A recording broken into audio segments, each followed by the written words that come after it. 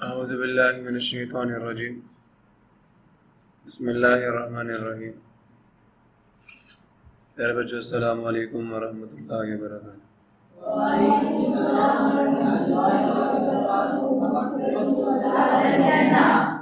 Rabbi इश्रह ली सदरी व यस्सिर ली अमरी वहलुल उक़दतम मिन लिसानी यफ़क़हू क़ौली। Rabbi ज़िदनी इल्मा rabbi ज़िदनी इल्मा rabbi ज़िदनी इल्मा। अल्लाहुम्मा इन्नी अस्अलुका इल्मन नाफ़िअन व रिज़्क़न तय्यिबा व अमलन मुतक़ब्बला। अल्लाहुम्मा अल्लिमनी अल-किताब वल हिसाब। अल्लाहुम्मा ज़क्किरनी मिन्हु मा नसीतु व अल्लिमनी मिन्हु मा जहिलतु।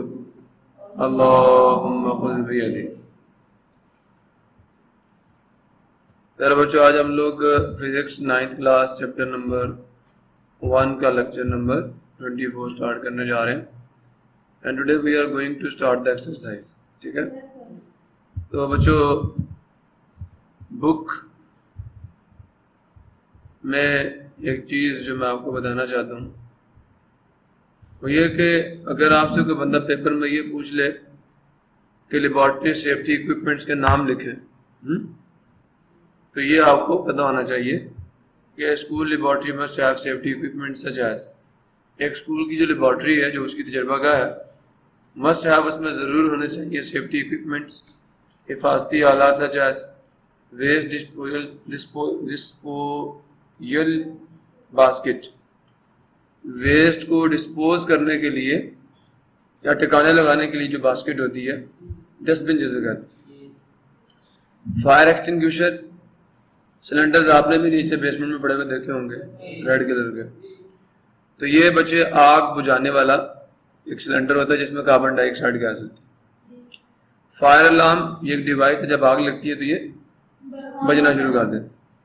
ठीक है, पहले वेस्ट डिस्पोजल बास्केट्स हैं, फिर जी फायर एक्सटिंग्विशर्स हैं, फायर अलार्म्स हैं, फर्स्ट एड बॉक्स। ठीक है, इसमें क्या होता है जी, मरहम होती है, पैडिन होती है, पट्टियाँ शटियाँ होती हैं।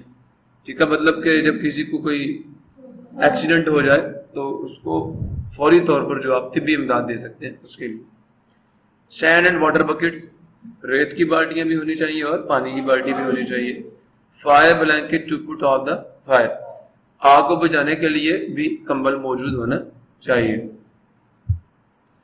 Substances and equipments that need extra care, वो मादाजात और वो आलात जिनको एक्स्ट्रा का मतलब क्या, फालतू, मतलब बहुत ही ज्यादा एहतियात की जरूरत होती है। Must bear proper warning sign, उन पर लाजमन मौजूद होने चाहिए मुनासिब किस्म के खबरदार करने वाले निशानात, सच एज गिवन बिलो। अब अच्छा, जिसके ऊपर ये लिखा बना होगा ना, ये वाला पंखा टाइप, वो रेडियो एक्टिव मटेरियल है, उससे रेडिएशन निकल रही होती है, alpha beta gamma radiation. Poison, जो जहर होगा उसके ऊपर ये बना होगा। कभी स्पिरिट की बोतल देखना, उस पर ये शक्ल बनी हुई होती है, तो वो जहर होता है। फिर ये जनरल डेंजर, तो आम खतरे के लिए ये इस्तेमाल होता है। फ्लेमेबल, जो चीज खास तौर पे आप परफ्यूम्स, जो कि आपके बॉडी स्प्रे नहीं होता और जो आपके वो हेयर स्प्रेज होते हैं, उनके ऊपर ये चीज बनी होती है, तो इसका ये वाला निशान आग, इसका मतलब ये फ्लेमेबल है, इनसे इनको आग लग जाती है। ठीक है, एक्सप्लोजिव्स मतलब धमाका खेज चीज होगी, थोड़ा सा झटका लगा तो फट जाएगा। इलेक्ट्रिकल हैजर्ड्स, बिजली के खतरात के लिए ये सिंबल इस्तेमाल होता है। फिर जनाब आपके लिए कुछ लेबॉर्ट्री सेफ्टी रूल्स हैं, तो आप बजाय इसके ये सारा करें, यहां से शुरू कर दें कि following are the laboratory safety rules.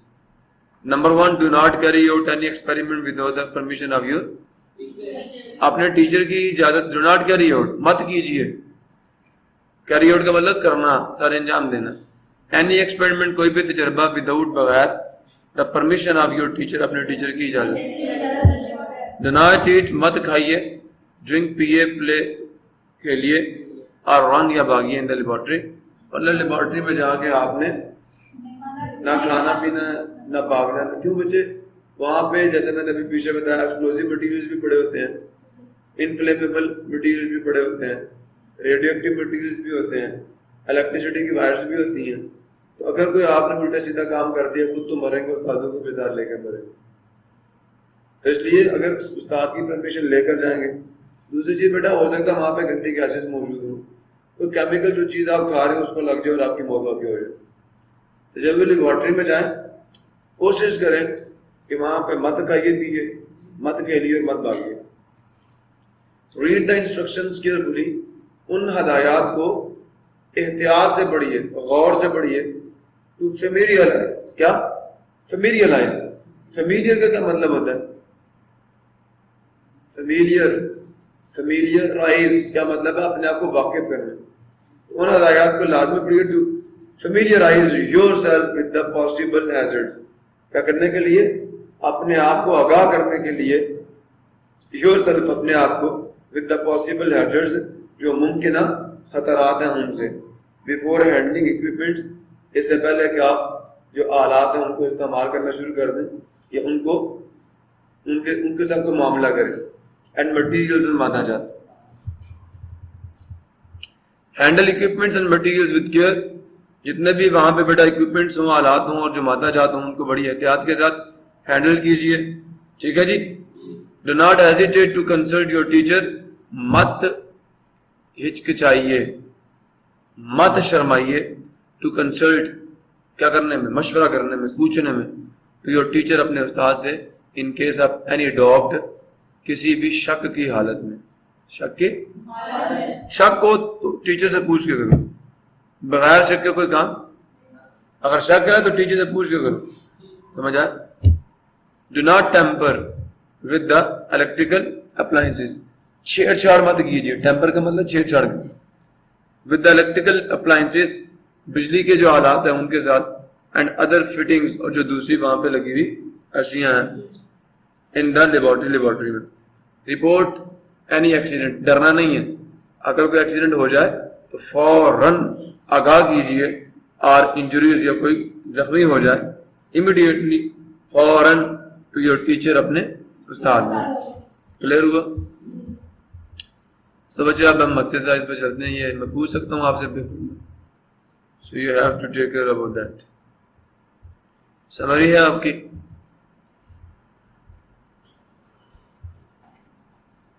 Encircle the correct answer from the given choices. तो ये तो बताएगा इसका जवाब। The number of base units in SIR, system international में बेस यूनिट्स कितने हैं? 3।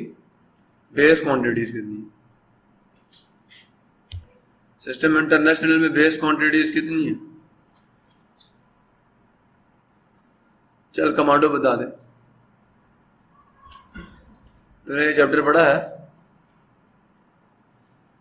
बेस क्वांटिटीज कितनी है सिस्टम इंटरनेशनल में? हसन कितनी है? हाँ, आवाज नहीं आ रही मुझे। 3 चॉइस है, 3 है, 6 है, 7 है, 9 है। कितनी है? हाँ भाई चला। तुम्हें ये टॉपिक पता है आपके बुक पे? टॉपिक कहां पे? पेज खोल सकते हो वो वाला? आपसे नहीं पूछ रहा। कभी गलती से बुक खोली है तुम लोगों ने? जी जहन आप बताएं। 7 बेस क्वांटिटी, लेंथ, मास, टाइम, टेम्परेचर, इलेक्ट्रिकल करंट, ये 7 बेस क्वांटिटीज है। ठीक है। विच ऑफ द फॉलोइंग यूनिट्स, जिससे पूछूं वो बता। कौन सा यूनिट डिराइव्ड नहीं है, मतलब बेस है? विच इज नॉट डिराइव्ड, अगर डिराइव्ड नहीं तो क्या होगा? बेस होगा। हमारा बता दे कौन सा यूनिट डिराइव्ड नहीं है। पास्कल, न्यूटन, वाट या किलोग्राम? डिराइव्ड कौन सा नहीं है? किलोग्राम। किलोग्राम बेस है, बाकी सब डिराइव्ड है। तो किलोग्राम डिराइव्ड नहीं है, बेस है। Amount of a substance in terms of numbers is measured in, खुशी बता दें, मोल्स में। ठीक है, गिनती में। जैसे तुम दर्जन में चीजें गिनते हो, मोल्स में एटम्स गिने जाते। An interval up to microseconds is equivalent. अब क्या लिखा हुआ, 200 माइक्रो सेकेंड। टाइम दे दिया 200। बच्चा गौर से सुने, प्रीफिक्सेस का टेबल आप सबने पढ़ा। माइक्रो की वैल्यू कितनी होती है?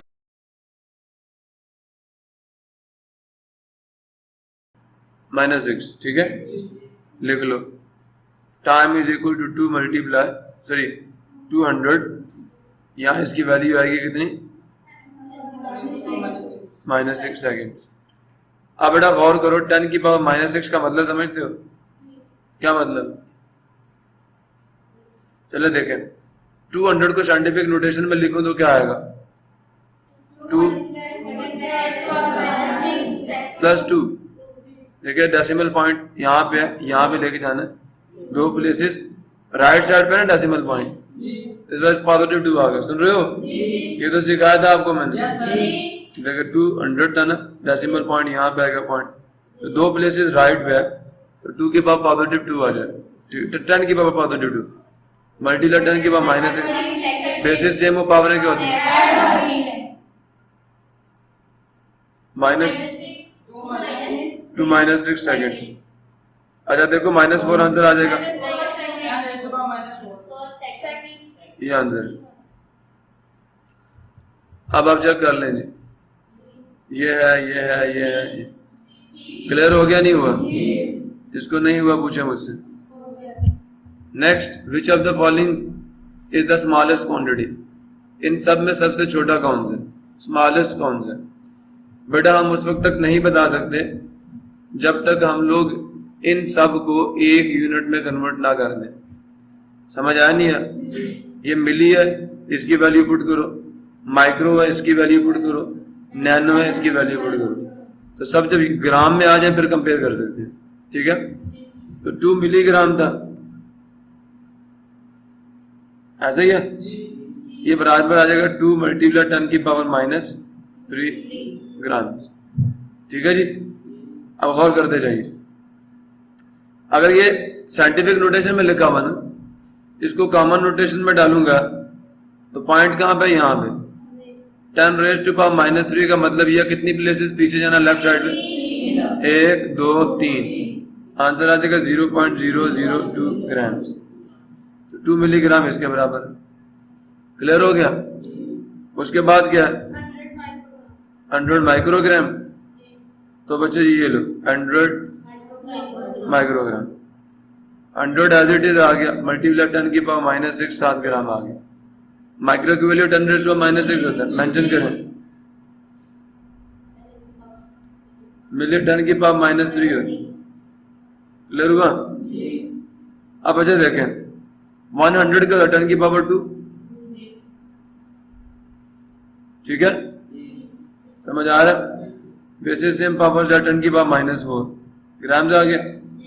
अब असल में ये 10 की पावर -4 जो है, याद है मैंने कहा था अगर a की पावर -n हो तो बटे के नीचे जाके ऊपर 1 आएगा, नहीं आएगा?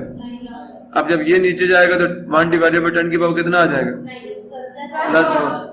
अब यार 10 की पावर +4 से आप 1 को डिवाइड करते हैं तो डेसिमल पॉइंट कहाँ जाएगा? पीछे जाएगा। कितना पीछे जाएगा? देखें 1 है, 4 प्लेसेस पीछे, 1 2 3 4, तो आंसर आ गया 0.0001 ग्राम। ये दूसरा आ गया। आगे आ जाए, नैनो वाला भी है कोई, 500 नैनोग्राम। ये क्या था? 100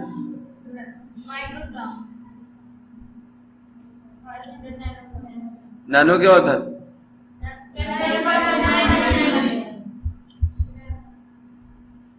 5 मल्टीप्लाई 10 की power 2, basis same power Z।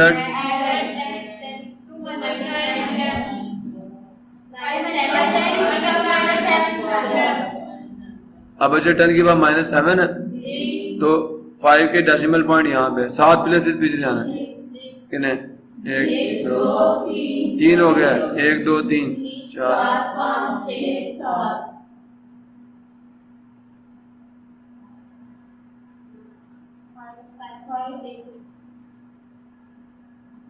एक 2 3 4 5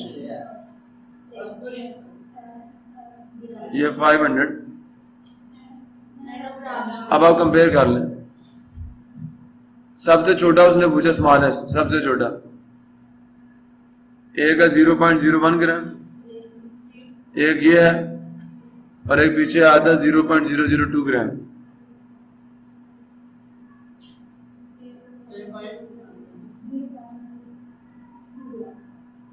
ठीक है, अब गौर करो बच्चे, कंपेयर कर दें। देखें इसके यूनिट में भी 0, इसके यूनिट में भी 0, इसके यूनिट में भी 0, इसके यूनिट में भी 0, ऐसा ही है। आगे चलते हैं, इसके 10th प्लेस पे 0, इसके 10th पे 0, इसके भी 10th पे, दो सेम हो गए। गौर करते जाए। अब इसके 100th पे क्या 0, इसके 100th पे 1, मतलब ये नंबर इससे बड़ा हो गया, इससे। ये तो क्या हमें छोटा पता करना था, ये छोटा भी, इसके भी 100 पे 0, इसके भी 100 नहीं ना, बराबर आ गया ना उससे, ये बड़ा हो गया था, सबसे छोटा पॉइंट है। अब इसके 1000th पे क्या 1, इसके 1000th पे क्या 2, अभी ये फिर छोटा, ये बड़ा हो गया, खत्म। और इसके 1000th पे क्या 0, अब ये छोटा होगा, ये बड़ा होगा, ये क्या असल में ये छोटा नंबर, आप समझ, सबसे छोटा ये है, तो 500 नैनोसेकंड। आप समझ आया। Which instrument is suitable to measure the internal diameter of test tube. Test tube क्या होती है पता है? लेबोरेटरी में एक ट्यूब इस्तेमाल होती है मटेरियल्स को का वॉल्यूम निकालने के लिए, इस तरह की नाली होती है, इस तरह की, कभी देखिए, और उस पे स्केल बना हुआ होता है लैब में। ठीक है बच्चे, कहते हैं इसके अंदर का डायमीटर निकालना है, इंटरनल, ये वाला अंदर का, समझ आ नहीं है, बाहर का नहीं, यहां से नहीं, अंदर से, समझ आ। इंटरनल डायमीटर निकालने के लिए कौन सा इंस्ट्रूमेंट सूटेबल है? तो आपको याद होगा, हमने पढ़ा भी था, मीटर रूल से तो ये काम नहीं हो सकता, वर्नियर कैलिपर से हो सकता, नहीं हो सकता, मेजरिंग टेप से, स्क्रू गेज से हो सकता, उससे नहीं। अब सवाल ये पता होगा वो कैसे।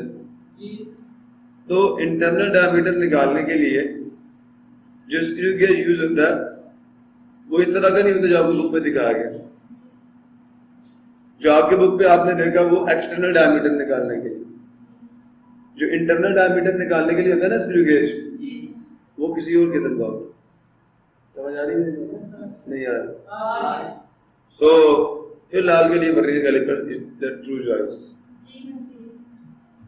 क्योंकि उसके अंदर आउटर जाज भी होता है, इंटरनल जाज भी होता है। स्टूडेंट क्लेम्ड, एक बच्चे ने दावा कर दिया जी, the diameter of a wire as 1.032 centimetre using the vernier calliper. अब ये बताओ, वर्नियर कैलिपर जो है सेंटीमीटर के कौन से हिस्से तक सही पे मैच कर सकता है? सेंटीमीटर में लीस्ट काउंट क्या वर्नियर कैलिपर का? मुझे हामिद बताएगा, मुझे बता सेंटीमीटर में माइक्रोमीटर उसका वर्नियर कैलिपर का लीस्ट काउंट क्या है? वर्नियर कैलिपर का least count 0.01 centimetre, millimetre, centimetre 0. अब जरा गौर से सुन, तू भी जरा चेक कर, मैं जरा दिमाग लगा। 0.01 सेंटीमीटर, मिलीमीटर में कितना होता है? 0.001, बड़ा बेशर्म है। और 1 मिलीमीटर रूल का। अब देखें, अगर सेंटीमीटर में देखें, इन्होंने सेंटीमीटर में मेजरमेंट ली है ना, तो स्क्रू के जो वर्नियर कैलिपर है सेंटीमीटर की सेकंड डेसिमल प्लेस तक की सही वैल्यू निकाल सकते, ऐसा ही है। ये सब लीस्ट काउंट से पता चलेगा, ठीक है। तो ये 2 तो फालतू है ना, फिर 3 तक तो सही मेजर करता है वो भी। हाँ, using the up to what extent do you agree with it. आप कहां तक इससे एग्री होते हो? 1.1 सेंटीमीटर तक, 1.0 सेंटीमीटर तक, 1.03 सेंटीमीटर तक, या 1.032? समझ आया नहीं है? ये बेटा जब तक लीस्ट काउंट नहीं ना पता होगा, आप ये है गपले, ये है अकल की बात। लीस्ट काउंट का पता तो आपको पता चल जाएगा कि असल में मेजरमेंट कहां तक हो सकती है और फालतू डिजिट्स कौन से लिखे हुए हैं। अगर आप लोग नहीं करोगे तो फिर आपको पता नहीं चलेगा। क्लियर हो गया? समझ आ रही है एक्सरसाइज? मल्टीपल चॉइस क्वेश्चंस तो ऐसे होंगे अगर समझ के करोगे। A measuring cylinder is used to measure. अब मेजरिंग सिलेंडर है, मैंने आपको आपके कोर्स में 4 क्वांटिटीज को मेजर करने के टूल्स पढ़ाए हैं। लेंथ को, मास को, टाइम को, वॉल्यूम। लेंथ, मास और टाइम बेस थे और वॉल्यूम क्या था? डिराइव था। अब मेजरिंग सिलेंडर में से मास मेजर करते हैं, वो तो बैलेंस है। एरिया मेजर करते हैं, नहीं। वॉल्यूम या level of a liquid, level of a liquid नहीं, वॉल्यूम ऑफ लिक्विड। क्लियर हो गया? अब कहते हैं student noted the thickness of a glass sheet using a screw gauge. सुन रहे हो? On the main scale it reads 3 divisions. Main scale पे कितनी डिवीजन्स थी? अब ये 3 डिवीजन्स क्या है? ये 3 मिलीमीटर है। 3 मिलीमीटर। मेन स्केल मिलीमीटर्स में होता है, याद है? ले मैं बना देता हूं टेबल। तो मेन स्केल रीडिंग कितनी आ गई जी? 3 मिलीमीटर। अब सर्कुलर डिवीजन कितनी पड़ी हैं? while 8th डिवीजन और circular scale coincides with the index line। ले जी, सर्कुलर स्केल डिवीजन कितनी आ गई? 8। उसको किससे मल्टीप्लाई करना? लीस्ट काउंट से। लीस्ट काउंट कितना? स्क्रू गेज का 0.01 मिलीमीटर। सेंटीमीटर नहीं, मिलीमीटर। तो क्या थी रीडिंग? 8 थी। 8 को मल्टीप्लाई कर लो 0.01 मिलीमीटर से, क्या आंसर आ जाएगा? 8 से करना है 0.08 मिलीमीटर। करना नहीं आता? 8 1 8 0 आ जाएंगे। तो कितने के बाद? ये देखें 1 2 गिनिए, 1 2 ये आ गया, तो वही मैंने लिखा। अब वो कह रहा है अब बेटा जो आपकी ऐसा रीडिंग होगी ना, जो आपकी रीडिंग होगी वो बराबर होगी मेन स्केल रीडिंग प्लस ये है vernier scale reading, sorry circular scale reading, ठीक है, plus circular scale reading. Vernier नहीं है, सर्कुलर। तो आपने क्या करना है? 3 मिलीमीटर में ऐड कर देना 0.08 मिलीमीटर। तो रिजल्ट क्या आ जाएगा? 3.00 ना, 3 के बाद पॉइंट है 80 3 पॉइंट, तो ये रिजल्ट आ गया 3 पॉइंट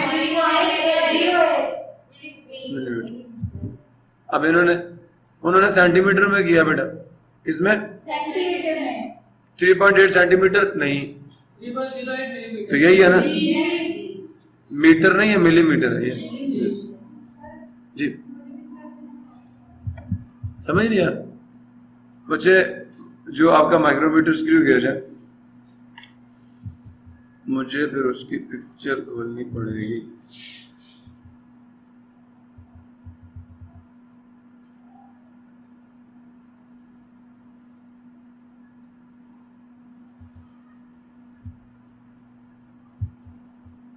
अच्छा,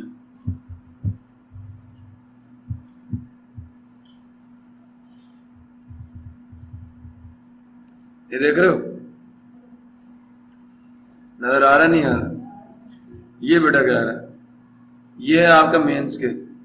ये उसने कहा इस पे कौन सी डिवीजन पढ़ी है उन्होंने? तीसरी डिवीजन। कौन सी डिवीजन? तीसरी डिवीजन। देखें 1 2 3। समझ आया नहीं है? तो मैंने उसको लिख दिया। हम टेबल बनाते हैं ना, मैप चले पूरा टेबल, हम कहते हैं मेन स्केल रीडिंग,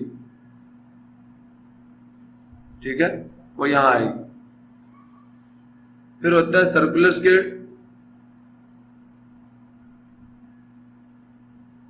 रीडिंग,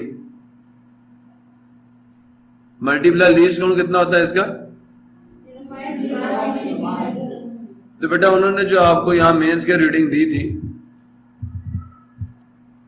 कितनी दी थी? 3 मिलीमीटर में ना, और 8 division on circular scale before the index line.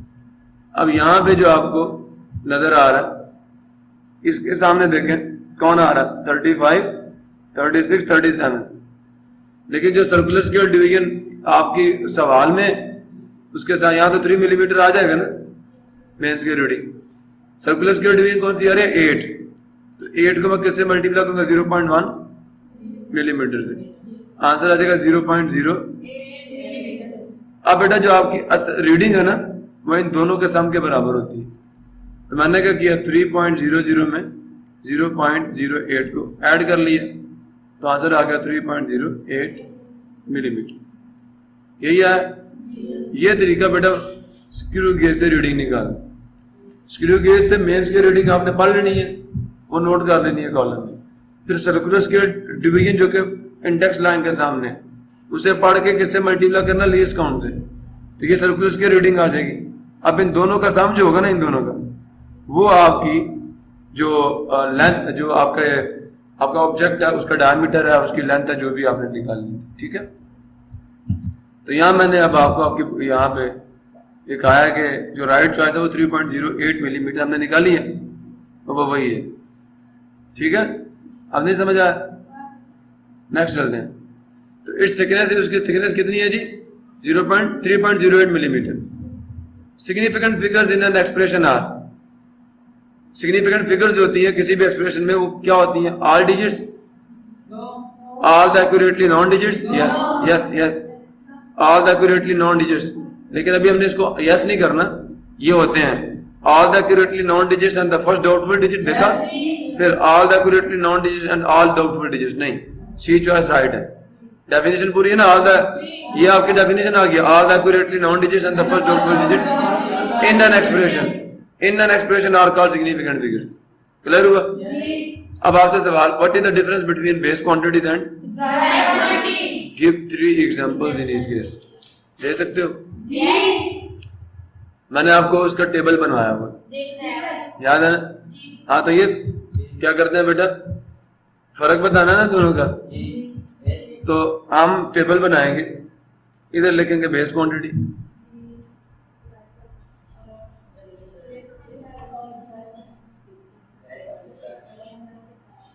और इधर आ जाएंगे डिराइव्ड क्वांटिटी।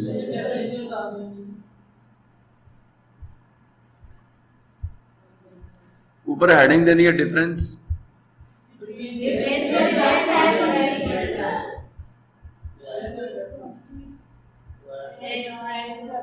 कर लोगे? पहला फर्क होगा डेफिनेशन में, इसी तरह इसके सामने भी डेफिनेशन ही डालनी। अच्छा, मजे की बात, इसकी डेफिनेशन आ रही है 3 लाइनों में, इसकी आगे 2 लाइनों में। जहां पे इसकी लास्ट लाइन खत्म हुई हो ना, वहां से नहीं, उससे एक लाइन नीचे से आप क्या करना है?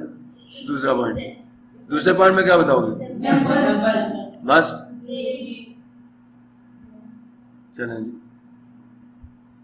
3 एग्जांपल्स दे देना।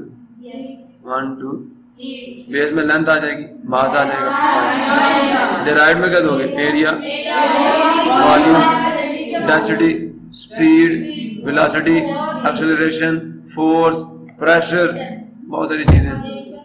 क्लियर हुआ? 3 देनी है बस। ठीक है। Next, pick out the base quantities in the volume. ठीक है। मैंने आपको कहा था बेटा 7 बेस क्वांटिटीज के नाम याद कर लो, उसके अलावा कोई भी क्वांटिटी हो वो डिराइव्ड है। और से सुने,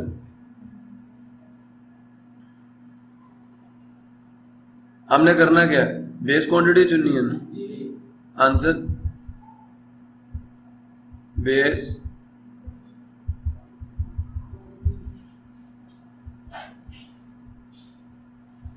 अगर मुझे कहते बेस क्वांटिटीज अलग कीजिए, डिराइव्ड क्वांटिटीज अलग कीजिए, तो टेबल बनाता, एक साइड पे बेस लिखता, एक साइड पे डिराइव्ड। जो बेस होती है वो बेस के अंदर आई थी, डिराइव्ड उन्होंने पूछा ही बेस का, पूछा ही, तो क्या आ जाएगी बेस क्वांटिटीज?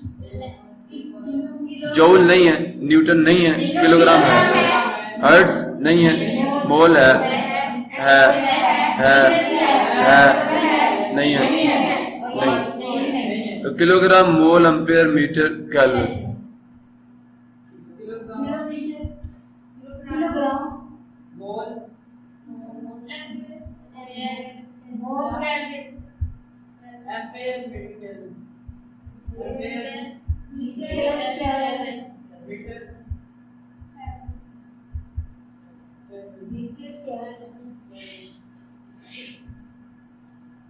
समझ नहीं आया? इतना आसान काम। Find the base quantities involve in each of the following derived quantities. अब उन्होंने बड़ा मजे का सवाल आपसे पूछा कि आपने बेस क्वांटिटीज मालूम करनी है जो कि इन्वॉल्व हैं, जो कि शामिल हैं in each of the following derived quantities. In each, हर एक में, ऑफ द फॉलोइंग नीचे दी गई डिराइव्ड क्वांटिटीज में। स्पीड, टाइम और स्पीड में क्या कुछ है? टाइम है और distance and time. Distance divided by time speed होता है, ठीक है।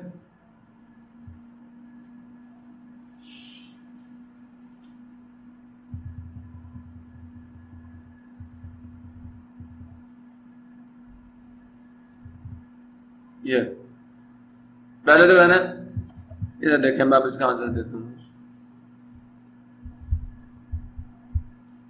आपने, मैं ए का जवाब दे रहा हूं, ठीक है।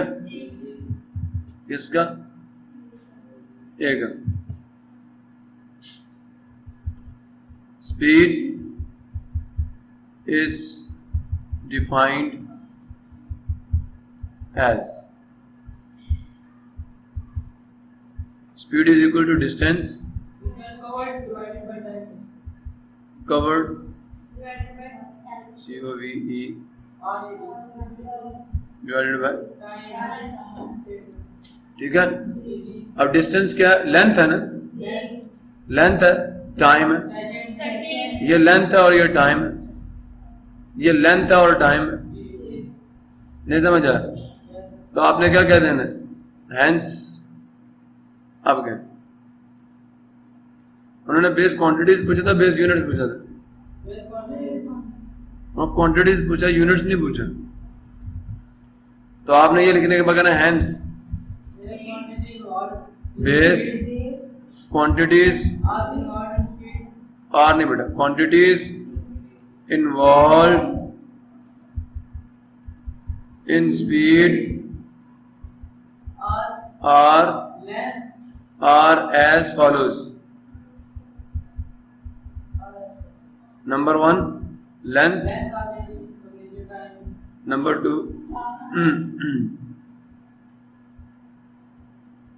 बस। इसी तरह बी का आंसर गौर से सुनना, वॉल्यूम है तो आपने क्या कहते हैं? वॉल्यूम is defined as, कैसे? वॉल्यूम बराबर होता है लेंथ मल्टीप्लाई विड्थ मल्टीप्लाई, सब किसमें? मीटर में। ये भी मीटर, ये भी मीटर, ये भी मीटर, सब लेंथ है ना। तो बेटा बेस क्वांटिटी कौन सी होगी? Length. Hence base quantities involve, सब मीटर में मेजर हो रहे हैं, तो बेस क्वांटिटी पे क्या? लेंथ इन वॉल्यूम और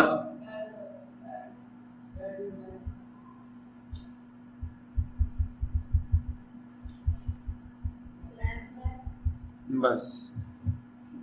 दूसरा कौन है? फोर्स। ठीक है बच्चों, force is in, force is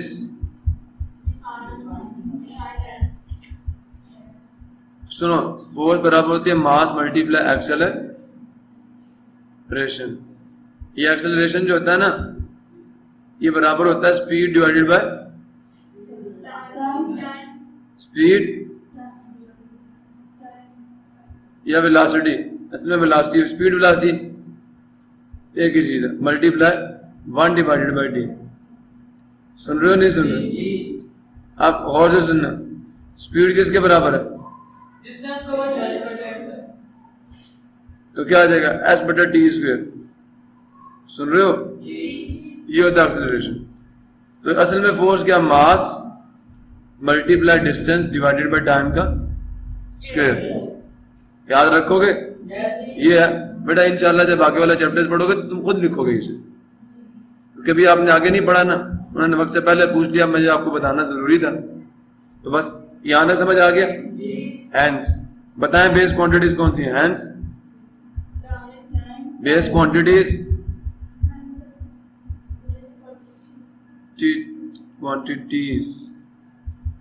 involved in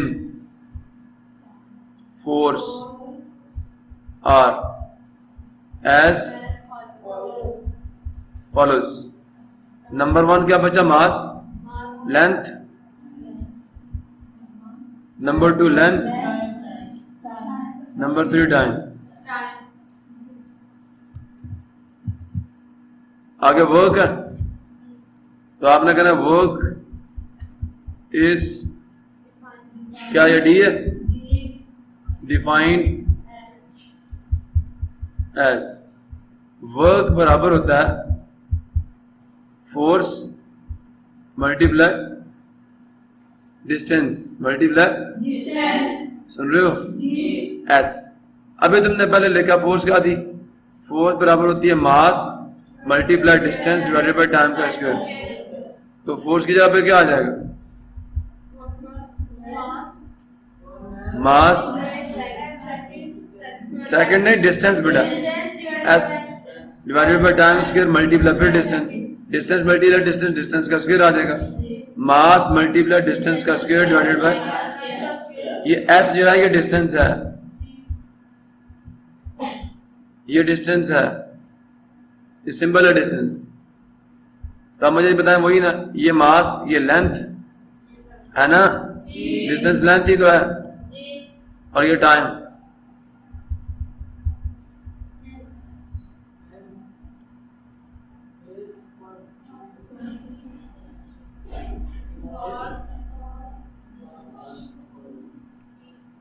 in work are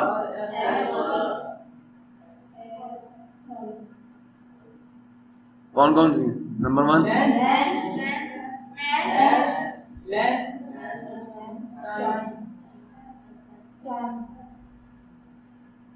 नहीं समझ आया?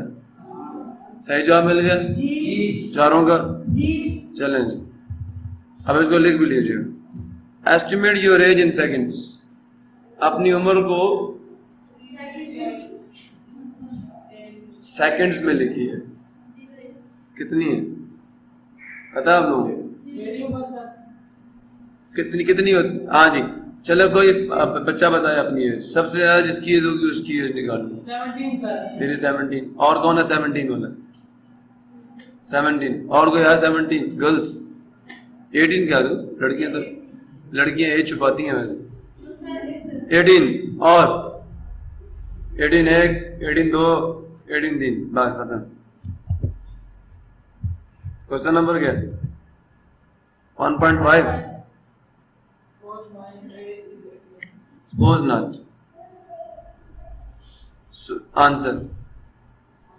Age.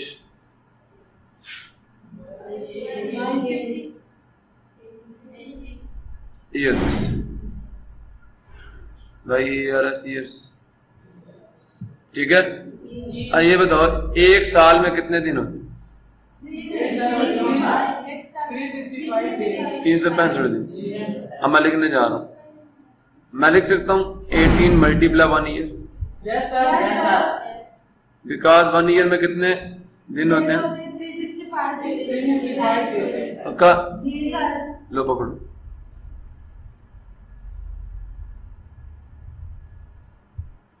ठीक है, क्या आंसर आ जाएगा? कर लीजिएगा मल्टीप्लाई। डे आ गया, क्या उसको ऐसे लिख सकता हूँ 1 डे? वही चीज आएगी। अब मुझे ये बताओ एक दिन में कितने घंटे होते हैं? एक तो ये मैं आपको सारा कराऊं, फिर घंटों की वैल्यू मिनट्स में पुट करूंगा, मिनट्स की सेकंड में। गौर से सुनते जाइए। एक दिन में कितने घंटे? 24 आवर्स। एक आवर में कितने मिनट्स? 60। 1 मिनट में कितने सेकंड? बेटा इसका टोटल आंसर आ जाएगा 1 डे में, याद रखना 86,400 सेकंड। एक दिन में 86,400 सेकंड। 1 घंटे में 3600 सेकंड होते हैं। 1 मिनट में 60 सेकंड होते हैं, याद रखोगे? डायरेक्ट डाल दूं 1 डे कितने सेकंड्स? अगर ना याद रहे तो ये सुन लो, ना याद रहे तो ये डाल देना। ये तो याद रहेगा ना, 18 मल्टीप्लाई 365 मल्टीप्लाई 24 आवर्स। 1 घंटे में कितने? 1 घंटे में कितने मिनट्स? मिनट्स। 1 मिनट में कितने? सादा लिखते जाइएगा।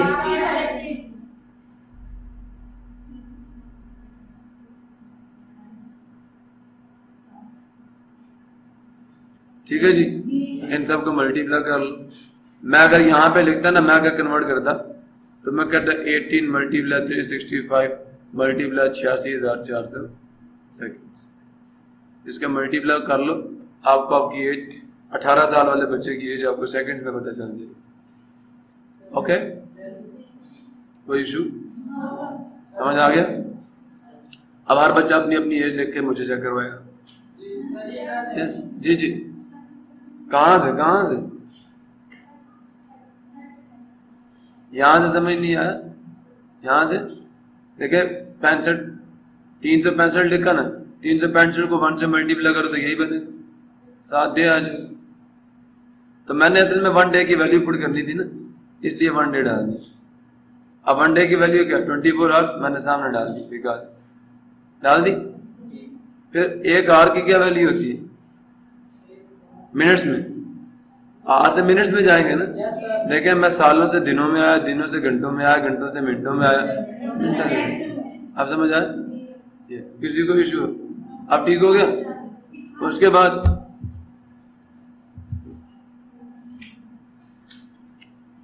What role system international units have played in the development of science? Science की तरक्की में सिस्टम इंटरनेशनल के जो यूनिट्स हैं उन्होंने क्या रोल प्ले किया?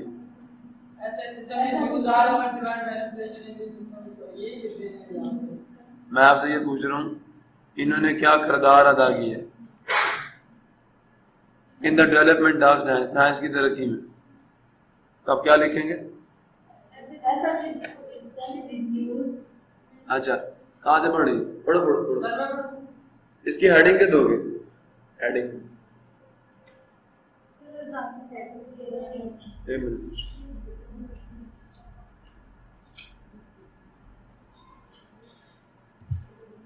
सो बॉयज एंड गर्ल्स, इस क्वेश्चन का आंसर 1.6 आंसर जो है ये आपको आपकी बुक पे मिलेगा, और बुक का वो पेज जिस पे आपने ऐसे सिस्टम को पढ़ा था उसको खोल लीजिए।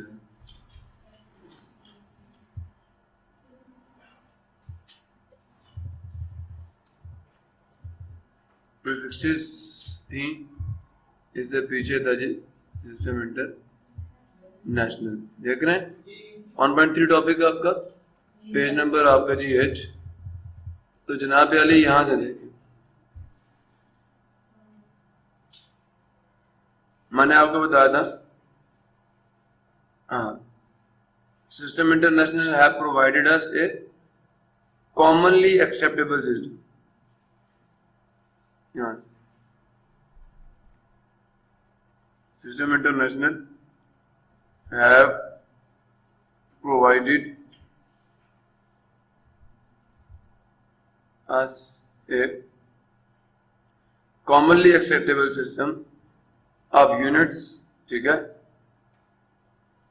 to exchange क्या?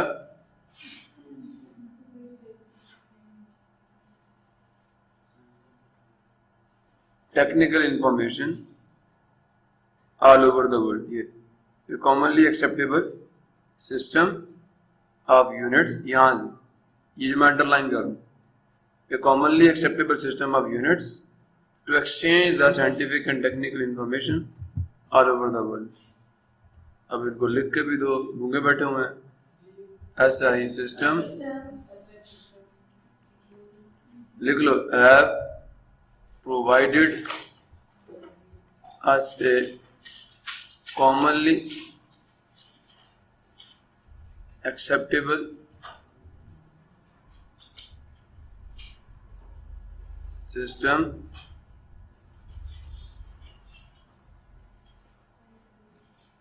of units to exchange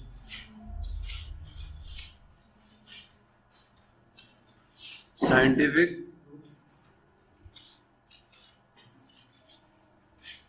and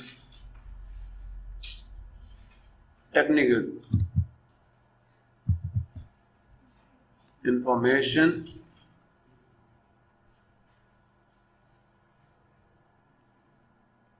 all over the world.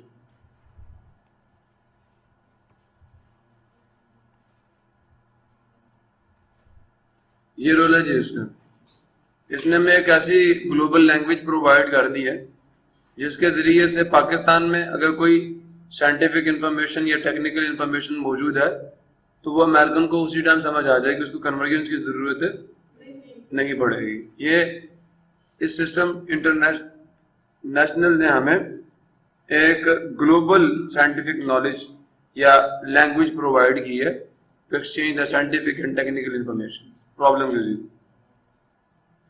कोई इशू है? हाँ भाई, हो गया clear?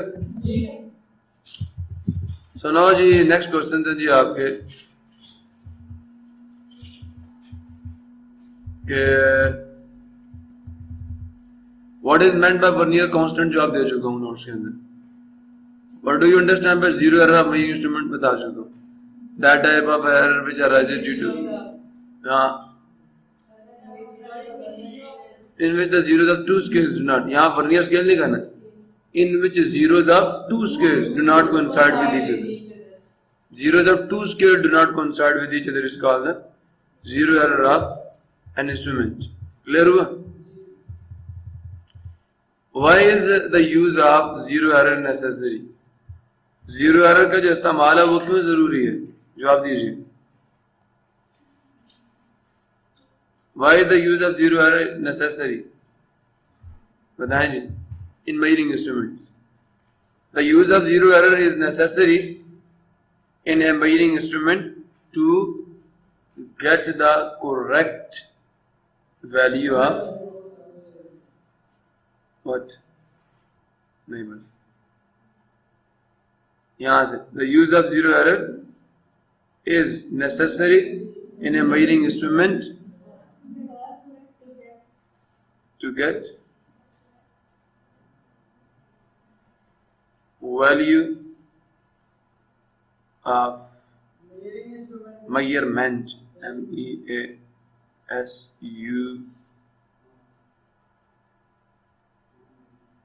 measurement. Okay. What is a stopwatch? पता है आप लोगों को?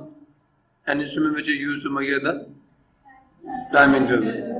What is the least count of a mechanical stopwatch?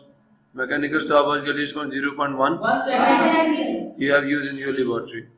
तो जवाब दे देंगे? आपने कहना the least count यहाँ से, पहले इसकी definition देनी है stopwatch की, दो सवाल है, फिर कहना the least count of the mechanical stopwatch that we have used, यहाँ we आ जाएगा, we have used in our laboratory, is 0.1 second.